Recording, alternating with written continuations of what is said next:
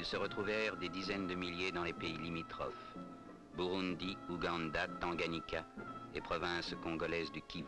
Si nous lisons bien la constitution congolaise, ils disent, en fait, pour être congolais, il faut être congolais soit d'origine ou bien d'acquisition de la nationalité d'une façon individuelle. Ils sont aimés et je peux leur dire beaucoup de courage.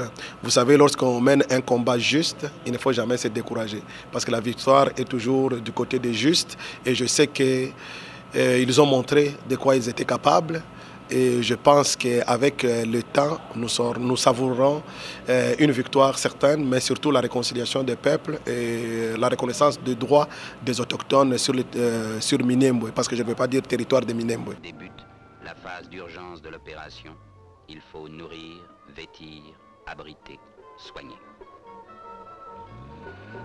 Et au fur et à mesure, la population a été rejointe par les familles immigrantes du Rwanda. Et jusqu'à 1996, où ça a mené beaucoup de conflits. Aujourd'hui, une partie de cette population, ou cette population-là, veut maintenant s'accaparer, s'approprier du territoire en créant des problèmes et en chassant en fait les autochtones. En fait, moi j'aimerais remercier d'abord les conférenciers, M. Guillaume Ilelo avec son équipe. Nous avons eu une très belle conférence qui nous a éduqués, qui nous a aussi réconfortés sur la situation qui se passe chez nous au Congo, précisément à Minembwe. Fiz Media ni radio television ambao tunaitegemea sana na iko juu, yani Fiz Media iko kileleni. Fiz Media no, ifo kozana motema no. Fiz Media no comment, no comment. Yani bila Fiz Media tuende wapi? Fiz Media tunakuomba kitu kimoja, tangaza habari ya kwetu na watoto wa Fizi wawe na akili ya kutengeneza kwao.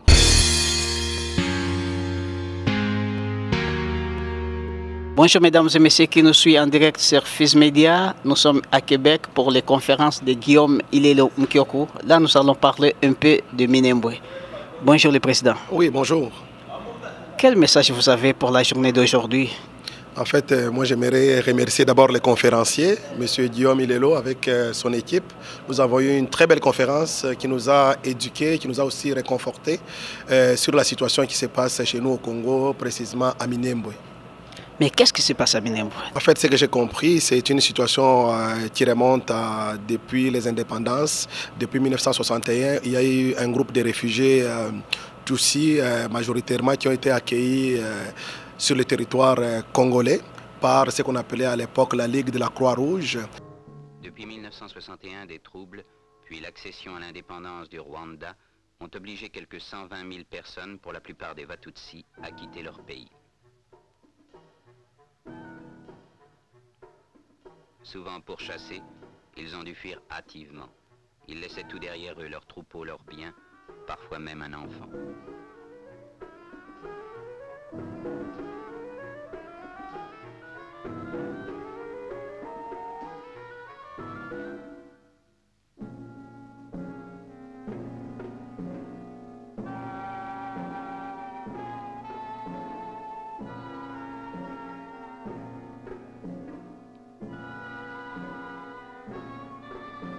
Ils se retrouvèrent des dizaines de milliers dans les pays limitrophes, Burundi, Ouganda, Tanganyika et provinces congolaises du Kivu. Ils étaient déracinés, anxieux, à la limite de leur force. Il en mourait jusqu'à 100 par jour.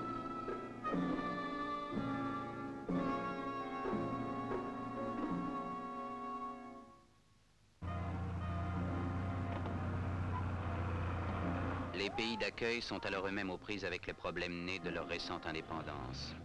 Leurs gouvernements font appel à l'aide de la communauté internationale. Dès mars 1962, à la demande et de concert avec le Haut Commissariat des Nations Unies pour les réfugiés, la Ligue des sociétés de la Croix-Rouge accepte de coordonner des programmes de secours. Ainsi débute la phase d'urgence de l'opération. Il faut nourrir, vêtir, abriter, soigner.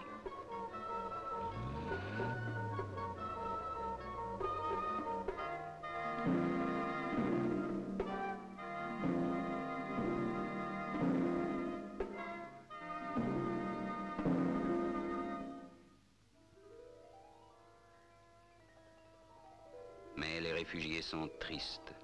Leurs pensées sont ailleurs. Là-bas, au-delà des collines, il y a le pays de leur enfance, l'odeur familière du troupeau.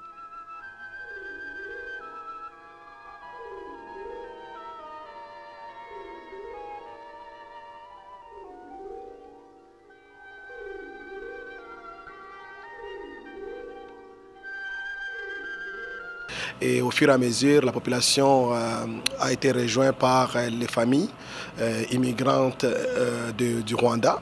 Et jusqu'à 1996, où ça a mené beaucoup de conflits. Aujourd'hui, une partie de cette population, ou cette population-là, veut maintenant s'accaparer, s'approprier du territoire en créant des problèmes et en chassant en fait les autochtones. Vous reconnaissez les Banyamulenge comme tribu? En fait, selon les documentations et tout ce que j'ai appris à la conférence, il n'y a pas de tribu, en fait, il n'y a pas de peuple Banyamulenge au Congo.